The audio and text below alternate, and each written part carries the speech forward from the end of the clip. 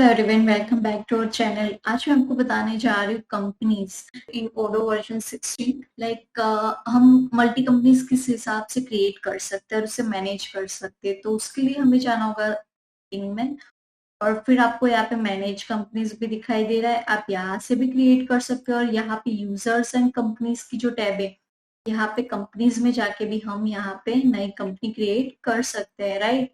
तो मैं यहाँ पे क्रिएट कर रही हूँ, लेट्स टेक कैरेट। कैरेट जो है वो हमारी एक नई कंपनी है, राइट। तो उस हिसाब से हम यहाँ पे कोई भी एड्रेस और वो हम यहाँ पे प्रोवाइड कर देते हैं।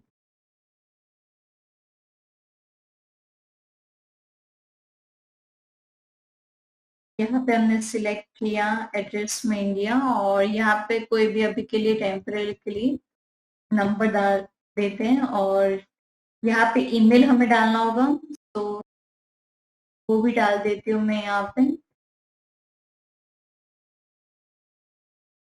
राइट, तो ये मैंने सारे, यहाँ पे हम सोशल मीडिया के अकाउंट्स डाल सकते हैं, और यहाँ पे हम वीएटी यूनिट भी उस हिसाब से डाल सकते हैं। अब मैं करूँगी इसे सेव।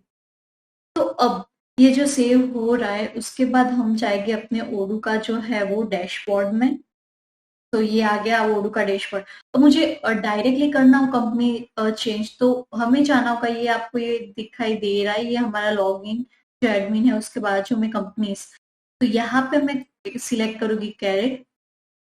तो यहाँ पे मैंने जो अपनी कंपनी खुद की जो मैंने अभी रिसेंटली क्रिएट की, वो यहाँ पे आ गई। तो आप देख सकते हो कि सारे के सारे जो ये मॉड्यूल्स है वो मेरे पुरानी जो कंपनी है उसी के है, राइट। तो वो ऑटोमेटिकली यहाँ पे आ जाएंगे। और उसके अब जब सेटिंग में जाती हूँ, तो आप यहाँ पे देख सकते हो कितने यूजर है।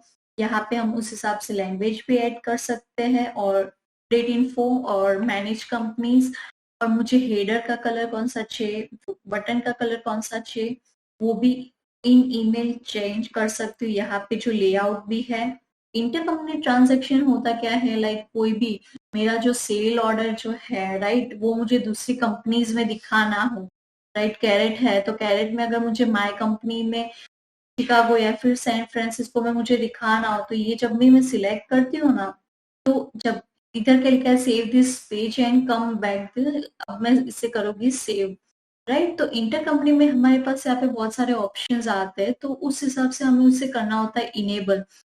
मुझे सेल जो ऑर्डर है वो मुझे दिखाना है, इफ मुझे परचेस ऑर्डर है वो मुझे बाकी सब में दिखाना है, राइट।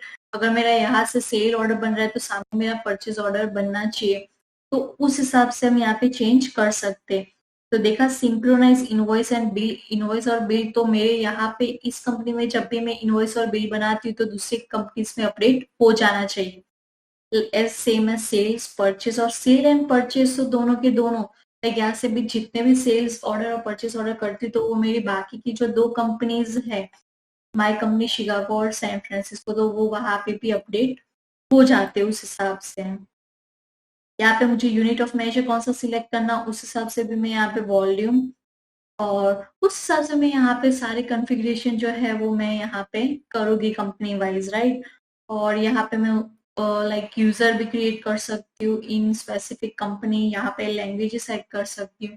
तो ये है मल्टी कंपनी का कंसेप्ट, जो बहुत ही इजी है। हम डायरेक्टली कोई भी कंपनी में यहाँ पे ऐसे सिलेक्ट करके हम यहाँ से जा सकते हैं, राइट। तो ये है multi company in Odoo version 16। Thanks again for watching, and we will see you in the next video, and please subscribe our channel for more content like this.